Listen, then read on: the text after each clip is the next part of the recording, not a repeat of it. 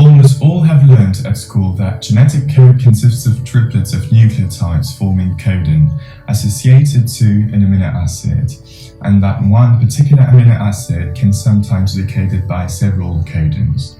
Yet, what you might not know is, how was the nature of the genetic code discovered?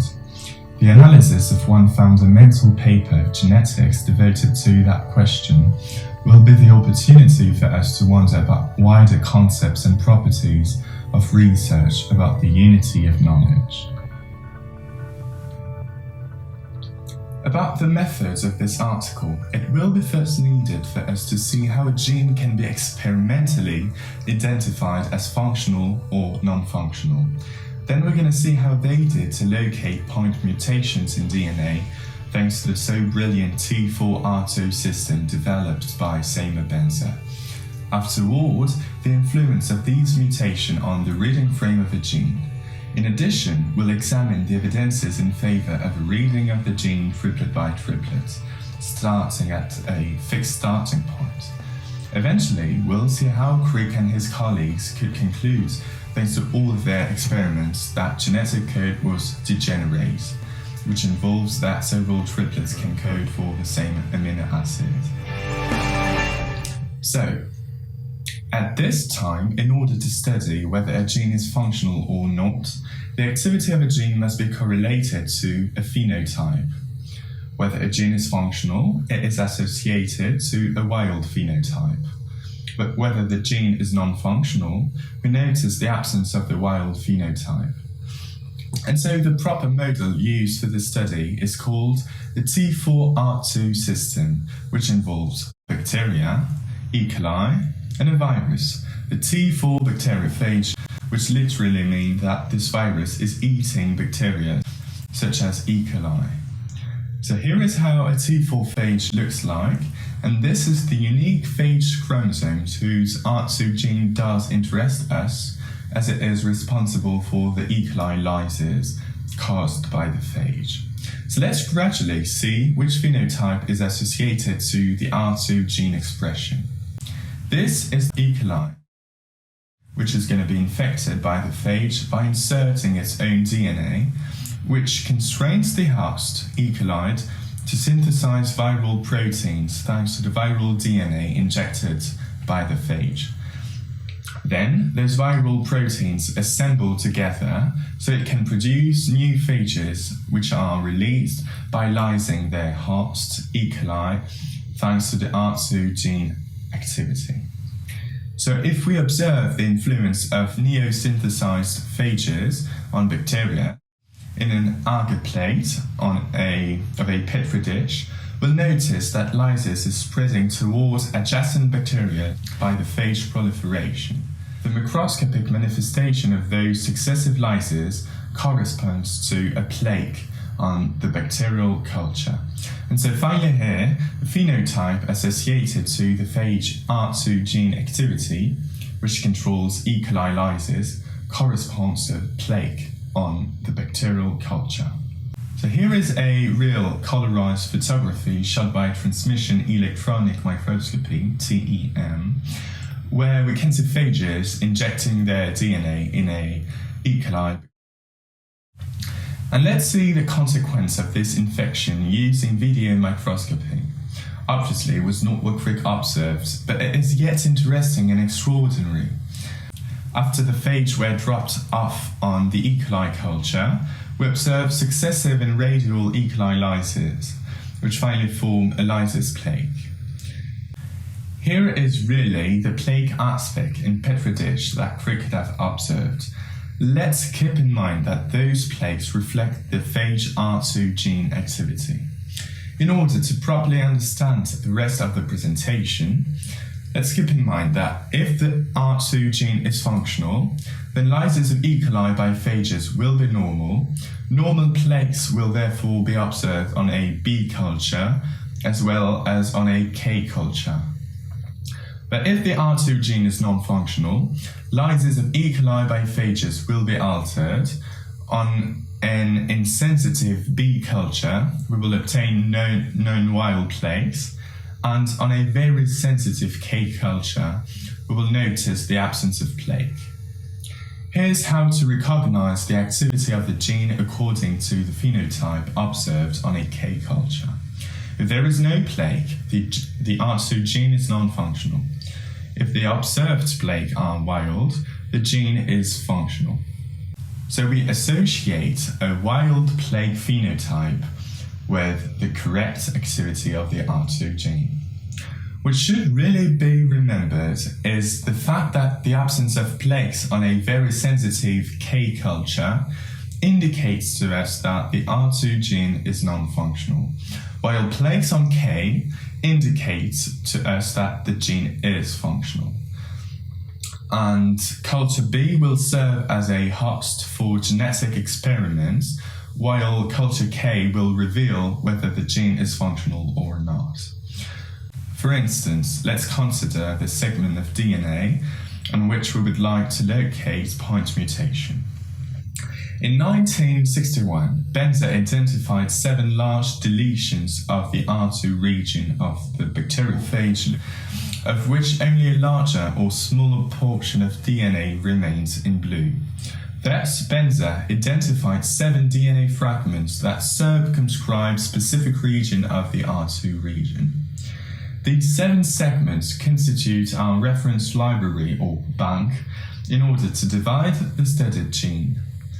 What should therefore be remembered, and this is the Benzer's genius, is that the deleted segments of the library circumscribe areas as remaining DNA, which will be able to specifically recombine by crossing over with the facing DNA studied.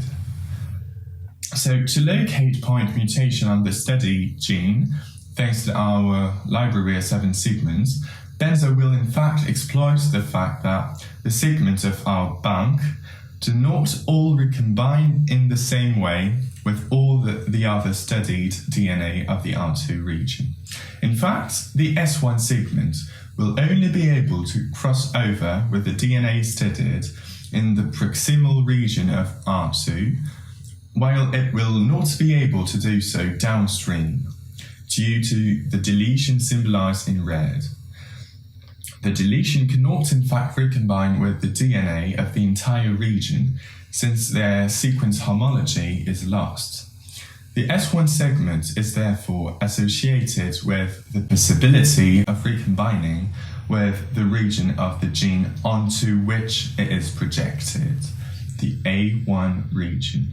Differentially, the S2 segments can only recombine specifically with the A2 region of the DNA studied.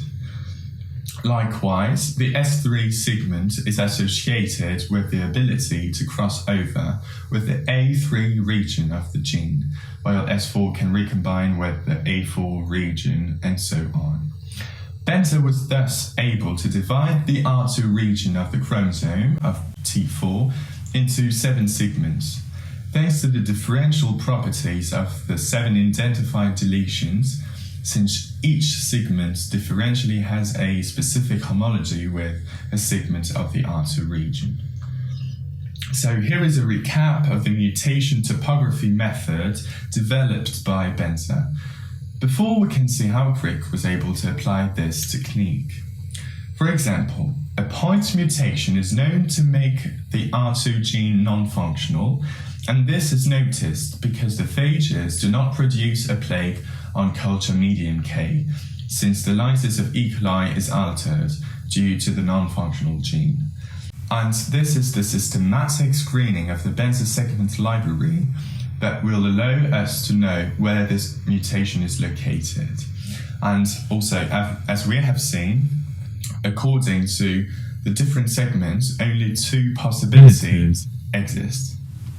First possibility, the segment of the bank is not located facing the mutation of the DNA studied, and therefore no crossing over is possible, because the deletion overlaps the mutation. Thus, the gene remains non-functional, and the test result is negative. There is still no plague on K culture medium. We conclude that the mutation is not located within the tested segment. Now, second possibility. The segment of the bank is located facing the mutation. Therefore, a crossing over is possible, and the mutation initially located in the studied DNA disappears from the latter, so that the function of the gene is restored. In this case, we obtain a normal plaque in our bacterial culture, which indicates a phenotypic reversion, since initially the lysis of E. coli was altered, and it is now possible. The test result is then positive, and we conclude that the mutation is localized within the tested segment. Let's see it more clearly with an intuitive example. So, consider that a point mutation occurs in the A3 region of the gene, but we do not know its location since it is what we want to determine. We just know that the region downstream of the mutation makes the gene non-functional, and therefore no plaque is obtained on the K culture medium. So let's perform a screening of the segments of our library to experimentally determine the location of these mutations. In a culture of E. coli, we try to recombine the S2 segments with the DNA studied, which shows a point mutation. However, the deletion downstream of S2 segment overlaps with the mutation of the DNA studied, and thus no crossing over is possible because no sequence homology persists. The DNA gene studied will therefore remain non-functional, so the test is negative, and we conclude that the S2 segment is not matching the mutation since no crossing over occurs. On the other hand, if we now seek to recombine the S3 segment with the DNA studied carrying the point mutation, well then we notice that the S3 segment projects matching the mutation. So there, a crossing over is possible here. We observe here a chiasma of the crossing over, and it follows that it is the S3 segment which will ultimately inherit the mutation, whereas the DNA studied will therefore be discarded from it. Therefore, the studied DNA, initially non-functional, will have a gain of function, thanks to the crossing over. A restoration of the activity of the gene occurs. Because of this reversion, the test is positive and it is concluded that the point mutation is located within A3. I hope you now understand the value of screening such a sequence library to know whether a point mutation is located next to a known region. The T4R2 system of topography, developed by Benzer, thus consists of systematic screening of known segments of the region by crossing over, or not, with the DNA of the studied region. So let's see what the experimental results of this system developed by Benzer really give for the same mutation located in the A3 region of the DNA studied. So after screening the segment library by attempting to recombine segments with the DNA studied, the appearance of a plaque is observed when the mutated DNA studied is recombined with the S3 segment. The test is positive, and we conclude that the restoration of the phenotype is possible because the mutation is located in the A3 segment. Obviously, for segment S4, S5, and S6, their DNA also projects towards the mutation, but the first segment for which the phenotypic reversion is observed specifically corresponds to the localization of the mutation. Thus, the systematic screening of the library established by Benzer makes it possible to obtain a series of plaques whose profile indicates the point mutation. Here are all the possible plaque profiles depending on whether the mutation is located in the A1, A2, A3, A4, A5 or B region of the gene. Crick, in his own words, will use the system so brilliantly exploited by Seymour Benzer to study the influence of different types of mutation by locating them. Here is a historical photograph of the topographic screening system that Benzer published in 1961 with his experimental results. Incredible for the 60s, isn't it? Here are all the mutations that Benzer was able to locate within the R2 region. This is the original figure, and Francis Crick, restricted his mutagenesis experiments to the B1 region within R2 of the phage T4 genome. Why use this region and not another? Well, this region is not essential for the activity of the R2 gene, which makes it easy to distinguish between mutation whose effect extends to the rest of the gene and makes it non-functional, and mutation with a local effect which does not have any influence on the entire gene. On a culture of E. coli in medium B, Crick introduced a mutagen called proflavin, known to generate point mutations. Then, when we place an infected bacterium from this culture B to culture K, we observe that there is no plagues. So proflavin fulfills its role as a mutagenic agent by inducing a point mutation that knocks out the R2 gene. Until then, we are getting the expected result. In order to build his bank of compensatory mutation with suppressors, Crick began by locating the point mutation produced by proflavin using the system developed by Benza. This mutation was localized in this B1 region of the R2 gene and was nonsense, as the gene was non-functional. He named this first mutation FC0, FC for Francis Crick. So then, normally, if you put those phages with nonsense mutation of the gene on a K culture medium, you obviously expect no plague to appear there. Except that, very surprisingly, he saw that plagues formed.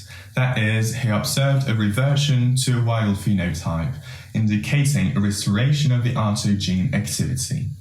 So the question now is, how could it be explained that phages with a mutation that made the R2 gene non-functional can suddenly produce normal plagues, as if the gene was no longer non-functional? So two hypotheses are possible. Either the initial mutation has disappeared, or another mutation has arisen spontaneously and compensates for the original mutation FC0. To distinguish these two hypotheses, a crossing over with normal control DNA, here represented in green, will make it possible to decide whether the gene having restored its function is the consequence of the disappearance of the original FC0 mutation, or if it is the consequence of a second compensatory mutation. If the initial FC0 mutation has disappeared, then a crossing over between the studied DNA in blue and a normal control DNA in green will only result in a wild-type phenotype, i.e. normal plagues.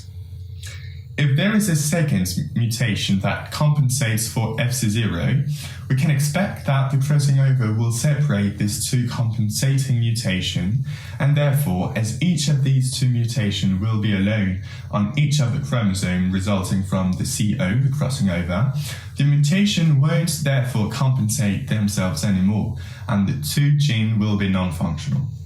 So crossing over with normal gene makes it possible to discriminate whether a gene was initially carrying two compensatory mutations just by looking at the plagues. The experimental results made it possible to show that the functional gene was in fact made up of two compensatory mutations. And this will be very useful because it allowed to discover the first mutation compensating FC0. So let's characterize the second mutation using the Benza localization method that we previously explained. It is localized upstream of FC0, and since this new mutation compensates for the original FC0 mutation by restoring the gene function, it is called an intragenic suppressor of FC0. If we now put each of these mutations alone in one gene, the gene is non-functional. But if these two mutations are together, the function of the gene is restored.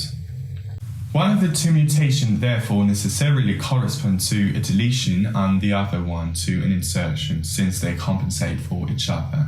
But since there was no way to discriminate which was an insertion or a deletion, he only considered their opposite nature. One is therefore arbitrarily symbolized by a plus sign and the other with a minus sign. So what should really be remembered is that the revertance of FC0 shows that it reverts not by reversing the original mutation, but by producing a second mutation at a nearby point on the genetic map. The second mutation is called a suppressor mutation, as it alleviates or reverts the phenotypic effect of an already existing mutation in a process defined as synthetic residue responsible for a wild-type double mutant. This suppressor restores the gene function. Arbitrarily, FC0 has a plus sign and the other number, 1 mutation has a minus sign.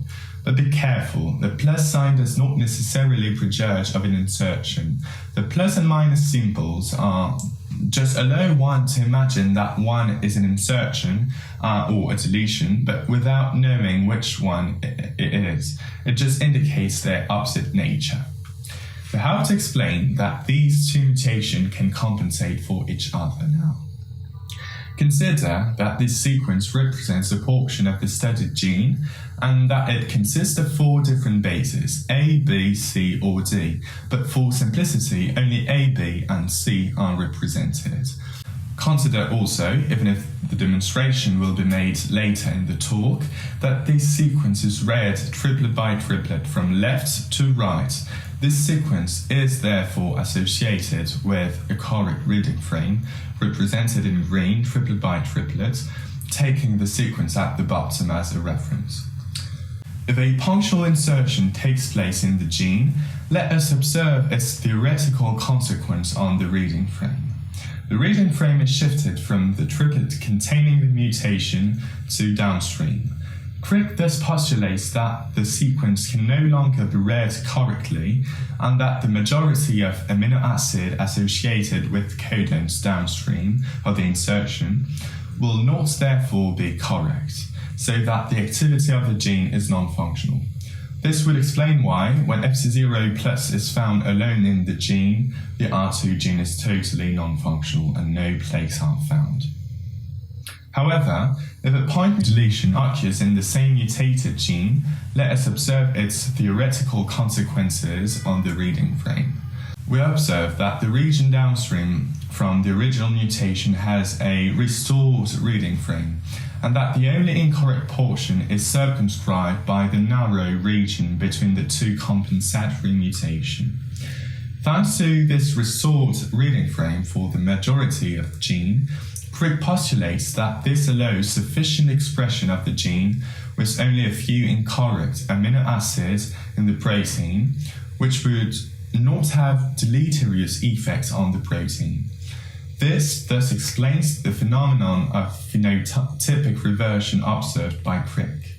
FC0 inactivates the gene, but the compensatory mutation number 1 allows it to restore its activity. So Crick theoretically establishes here the importance of an adequate reading frame necessary for the proper expression of the R2 gene. So now let us return to the compensatory mutation identified by Crick. So in what follows, don't panic. A lot of things will appear on the screen, but they are really simple things. There we have already identified 2 compensatory mutations, plus and minus, but Crick needs to build a library full of mutation of opposite signs that spans a larger portion of the gene in order to be able to perform his next mutagenesis experiment. So to identify more minus sign mutation, Crick is going to repeat the same protocol as for mutation number 1, locating other point mutation that would compensate for the inactivation caused by FC0. For instance, other mutations were located 9, 7, and 21. Their number corresponds to their order of discovery, not to their distance on the gene. It just means that Crick discovered, for example, the mutation 9 of minus sign because it suppresses the inactivation caused by FC0 plus mutation in a double mutant. So Crick has already increased the size of his mutation library. So, how do you get this time a library of several plus sign mutations that are different from FC0? Well, just look. According to the same protocol, to see if there are mutations that would compensate for the inactivation of the gene caused by the minus sign mutation previously discovered. For example, if we consider mutation number 1, when it is alone, it inactivates the gene. But 2 other mutations make it possible to restore the activity of this gene. Mutation 40 and 41 have therefore been identified. As FC1 has a minus sign, 40 and 41 will necessarily be plus sign suppressors. So here are all the compensating mutations that Crick was able to identify in total, each time by observing that a mutation of a certain sign was in fact compensated by another mutation symbolized by an opposite sign. So what should be carefully remembered for the moment is the principle of constitution of these marked mutations of opposite signs localized thanks to the T4R2 method developed by Benzer. Now, thanks to a single original FC0 plus mutation in red here, Crick was able to identify mutations which compensate for it and therefore called suppressors in green. And these same mutation of minus sign alone allowed to identify compensatory mutation therefore of sign plus in pink, called suppressors of suppressors. And finally, the pink mutation of the plus sign allowed to identify other compensatory mutation of minus sign in blue. So here is the genetic map made by Crick, Brenner and al. And it is extraordinary to see that they were able to identify more than 80 point mutations thanks to the experiments in Petri dishes. For the rest of the presentation, we will not retain this entire map. Only the highlighted mutation will be represented in the future experiment. For the sake of simplicity, let us now represent the distribution of our bank of opposite sign mutations on the same R2 gene. And it is these mutation, plus and minus sign, which will henceforth make it possible to carry out all the experiments which follow. We can now wonder what the phenotype associated with the R2 gene will be if we now generate, by recombination, double mutants with a pair of mutation. For instance, what phenotype do we get for a double mutant with mutation of opposite signs?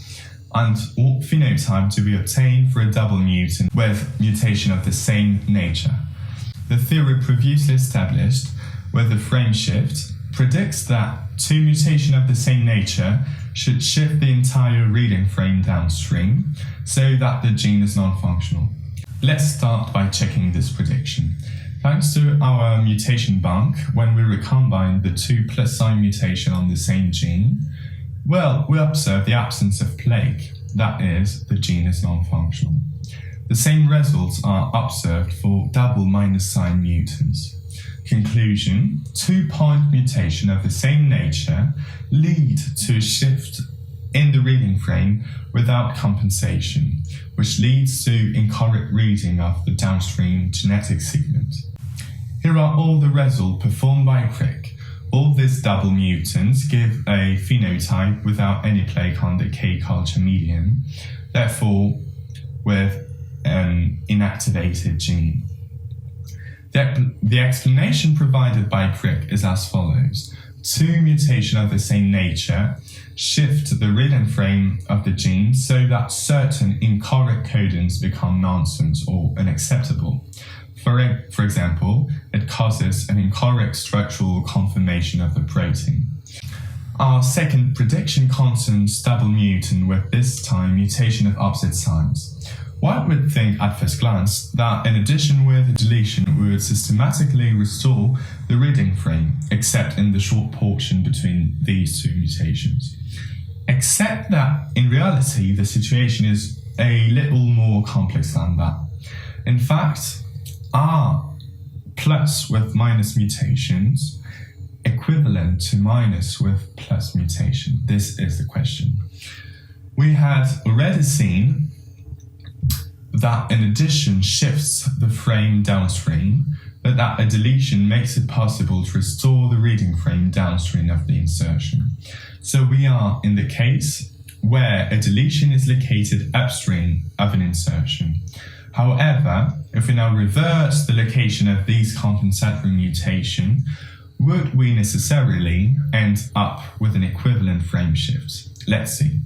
If we now perform an insertion instead of a deletion and a deletion instead of an insertion, finally it is observed that the double mutant generated by the insertion upstream of a deletion does not have the same reading frame shift as for the same mutations in the same place but reversed.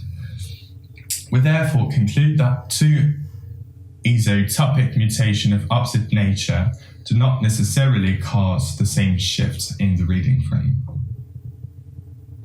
For the rest, we decide in a totally arbitrary way that plus denotes an insertion and that minus symbolizes a deletion, but the opposite also works.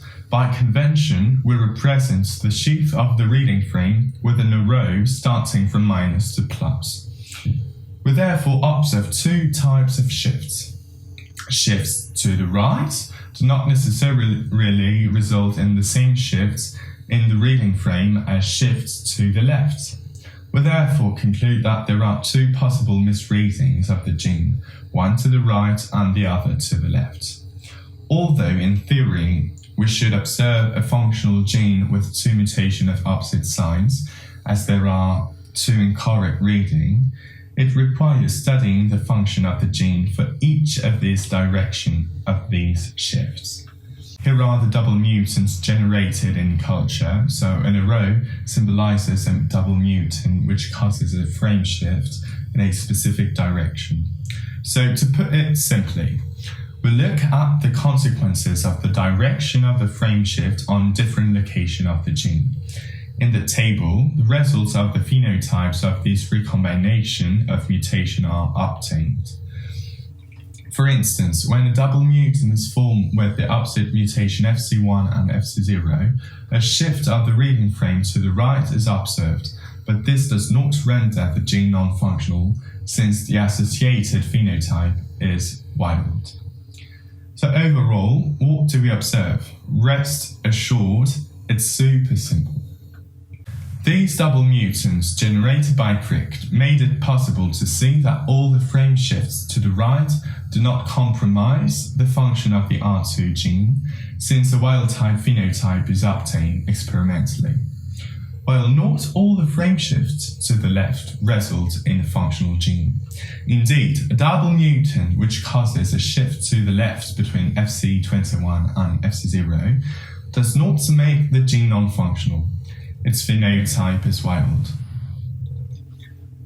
But if we make the double mutant FC9 with FC41, its frame shift to the left leads to a non-functional gene since the associated phenotype is an absence of plague. It is finally concluded that the gene can be rendered non-functional if the shift to the left occurs in the areas where an acceptable triplet may appear due, for instance, to structural complications of the corresponding protein. These observations are very important because it means, first, there can be two directions of the gene misreadings. Secondly, it also means that we can discriminate within the gene portion that are more likely to result in a non-functional gene with a local frame shift towards precise direction. Here are the original figure of Crick, and it is really impressive to see by what experiments Crick was able to observe the consequences of frame shift on a gene with double mutants. Before verifying that genetic code is read triplet by triplet, it is essential to see how the reading increment or the interval associated with the reading of nucleotides was suggested. Two possibilities should hold our attention. Either the gene code is overlapping, i.e. triplets are read by being superimposed with an increment of one base. This is the hypothesis of an overlapping code.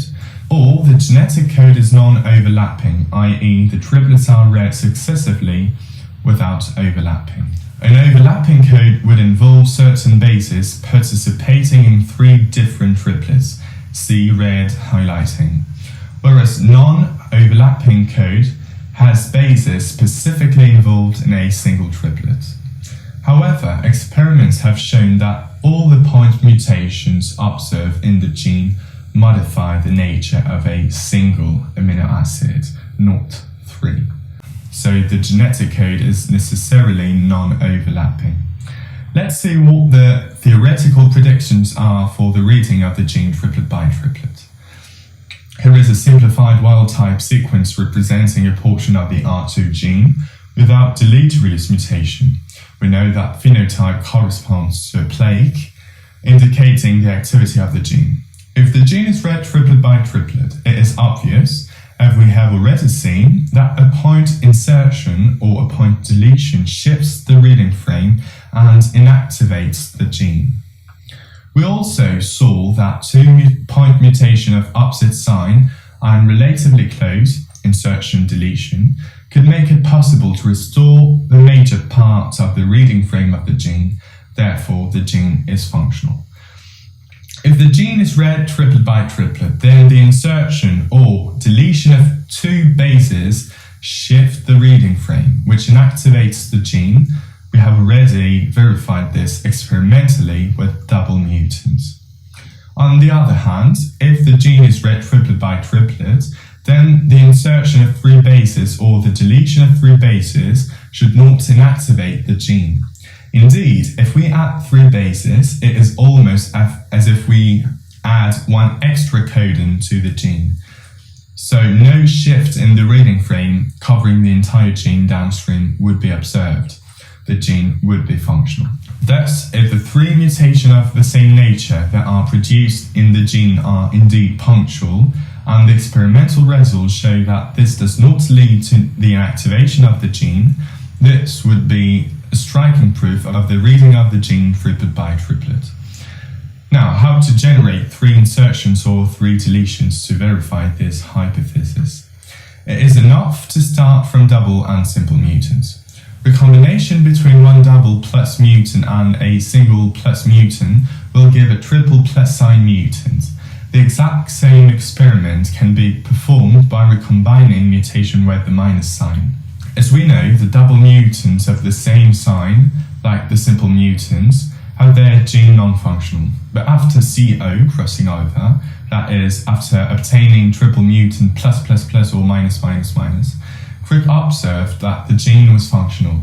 This discovery therefore strongly supported the existence of a triplet code, or at least a code made up of multiples of 3 bases. As an anecdote, after incubating this triple mutant culture, Crick returned with Barnett to the lab after having dinner and said to him, as he looked at the culture with a restored phenotype, "Do you realize that you and I are the only people in the world who know that genetic code consists of triplets?" I find this discovery quite exciting. Here are the original results published by Crick of the restored phenotype of triple mutants. Now that we know that the gene is read in groups of 3 bases, we still have to determine what predisposes the correct reading. That is to say that to identify triplets, it is essential to know the point of start of a reading gene. Consider 2 adjacent genes of the R2 region, cystrin A and cystrin B. Crick hypothesizes that each of these genes is separated so that each has its own fixed point at which to start reading. To verify this hypothesis, let's study the function of the cystrin B according to several genetic constructs. He was able to observe that when a point mutation occurred in cystrin A, the function of cystrin A is lost, while that of cystrin B is preserved.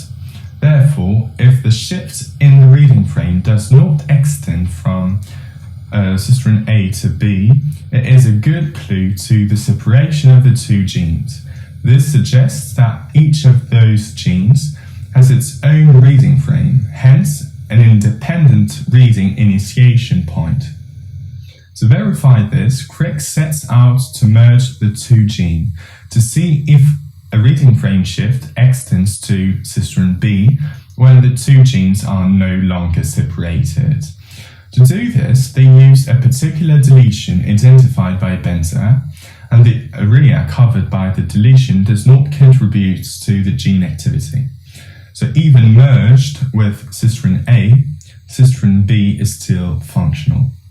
Yet, if we add on the region of cistern A a point mutation, then we observe that the cistern B loses its function when it is fused to A. That is to say that the function has led to the loss of their segregation, and the shift in the reading frame is spread to cistern B. As might be expected, the reading frame is restored in the presence of the two compensatory mutations. So here are the original Crick's figure for this gene fusion experiment. We know that combinations of nucleotides among the 4 existing bases are read by triplets, and that these triplets are associated with 20 amino acids. However, how could 4 bases specify 20 amino acids? This paradox is called the coding problem. Furthermore, it is above all important to understand how Crick and his collaborators imagined that DNA held information in the form of a triplet.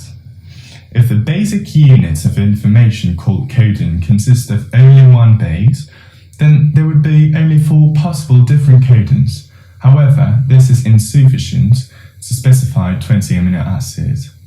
In fact, even if 2 bases were a codon, it would not achieve a number of combination at least equal to the number of amino acids, because only 16 different codons would exist. However, if 3 bases constitute a codon, then 64 different codons are possible, so it is certainly possible to specify 20 amino acids. We have already seen that this hypothesis was consistent with Crick's experimental results, and that the code was read triplet by triplet. However, 64 codons imply an excess of codons over 20 amino acids, and this is another part of the paradox of the genetic code. Earlier, we were wondering how 4 bases could specify 20 amino acids, and now we are wondering how 64 codons could code for 20 amino acids. How to explain this apparent disproportion? Knowing that 64 codons are possible and that 20 amino acid can be synthesized, 2 hypotheses are available to us. Either 20 codon makes sense, i.e. they code for 20 amino acids, while 44 other nonsense codons do not code for an amino acid but for a stop codon, or several triplets would code for the same amino acid, i.e. more than 20 triplets code for 20 amino acids. Consider our first hypothesis. If out of 64 codons, only 20 are sense codons, then the probability that a random codon is sense is equal to 0.31. Likewise, the probability that a codon taken at random in a sequence is nonsense is 0.69. So the probability that a codon corresponds to a stop codon is higher than that of a codon associated with an amino acid. This can be generalized by applying it to an entire nucleotide sequence. However, the study region in which the FC mutation were made in this article spans about 30 triplets. So the probability that all of this randomly taken sequence of triplets encode an entire protein, therefore only sense triplets, is extremely negligible. However, this is not compatible with our observations. We observed that during recombination by compensatory mutation, in the majority of cases, no stop codon inactivated the gene.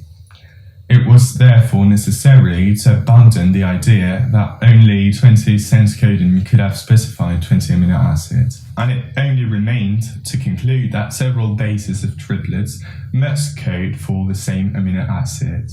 The supernumerary codons are therefore redundant. an amino acid can be encoded by several different triplets.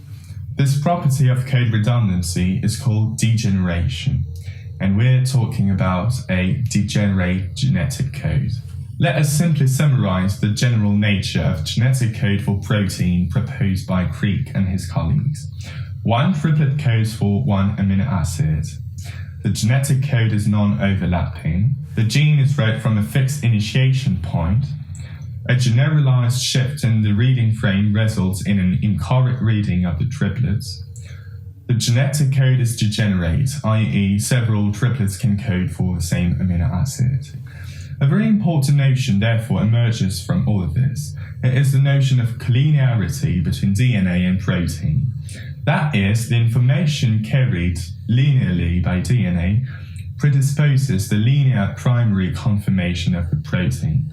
Before we get to the posterity and an interview of this article, I'd like to really stress that this article is a masterpiece. Such a sequencing method did not exist in Crick's time. With the economy of tool of mutagenous experiments, Crick and his colleagues come to a mind-boggling conclusion with a very elegant method. So this article is above all an expression of logic, discursive creativity and sagacity. And reading this article is a really very satisfying pleasure. It was a real pleasure. Jean-Louis, you made me discover this paper, and I'm grateful for that. And now, if we were to make an epistemological synthesis of this work, this paper, how would you globally describe it? So I think if we want to have a global view, we must stand back in perspective. So we could say that you went through this paper and it's very thick, very dense, a bit like a dark forest, and you've described every tree. And we want to stand above and have a view from a so-called bird's view of what this is about. So then we can think of a great chain of being, could be the tree of life, where the nodes are living organisms, and the links between them would be the processes of reproduction or natural selection. And here in our case, that would be the great tree of knowledge. So each node is now some item describing knowledge at a given time. And between the nodes, there would be what people have learned and used as an input, and what extends from this work and is used by other people. So from a documentary point of view, we have cited references in a given item, and then we have citations of the item. So if we look backward in time, we can always ask for a given item the question of the inventory. What are the sources of this piece of knowledge? And this is, of course, always very rewarding to do this exercise. We can have a global synoptic view.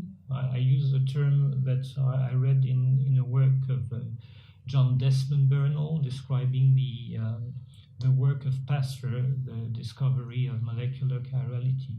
So we'll have people like von Neumann, Mendel, etc. We have Gauss appearing for congruences and so on. So we have this inventory, and the purpose is to see how this particular element is part of a bigger oriented network going through time over centuries or even longer time.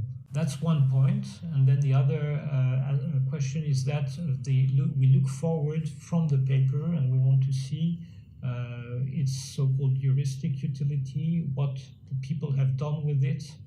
And the question is now, for instance, is it still of interest to us, or is it today a piece of dead wood, which of course would be very sad, but I don't think it's correct. Well, when we ask the questions here, we can always start from the principle of sufficient reason of Leibniz. So why is there a genetic code rather than no code? And we have good arguments saying that we need a code to cope with two types of informational biopolymers. So the argument is stated by von Neumann, and you see it with DNA and proteins. I'm not sure you have a real proof of that, but you have a good argument stating that you need a code. Then the second question is, why is the code such as it is and not otherwise? And here we can see that the issue is not settled at all. So take, for instance, the later work of Crick on the origin of the genetic code in 1968. He made this statement that the code is a frozen accident. So in other words, that it's contingent and that it could have been otherwise. I think that you cannot have this point of view today and even at that time, because some of the features of the code seem now to be necessary. Take the example given by Manfred Eigen. If you look for the stability of triplets in codons and anticodons interactions, you see if you take sequences of the AU type that you need at least 3 nucleotides to get a stable nucleus. So it means that you need 3 nucleotides to make a codon, and this is a very good argument saying that there's a necessity and it could not be otherwise. In addition, the idea of the frozen accident claimed that it's impossible to modify the code once it's created, because it would be too difficult to reallocate the codons. But today we know that the code is not universal, and there is some evolution of the code, so it doesn't seem to be fully correct too. And the questions that are raised today on the genetic code, I think it's nice to take the point of view of symmetries and asymmetries. We see that we can make a comparison with the periodic table. And now if we look in terms of symmetries, what is remarkable is that many people have found symmetries, all types of symmetries in one and the other. And we discussed elsewhere the many similarities that we have between the two tables. And I would like to add one more aspect to that, which is the so-called I Ching, so the Chinese table of 64 elements. And these 64 elements, they start from the yin and yang symbols. It's a binary logic. This was, in fact, first analyzed in the western part of the world by Leibniz. A table of 64 characters. Then we have exactly the number of characters that are present in the genetic code. It could be thought of as a description of all the 2 to the power 6 possibilities in a binary system. Probably one way to see it would be that it's probably a great pride for the Chinese civilization to have been able to think of such a table several thousand years before the discovery of the genetic code. Another way to see it in terms of the unity of knowledge is that we still have a lot of interesting questions ahead of us. Thank you, Jean-Louis. Thank you, Jean-Paul.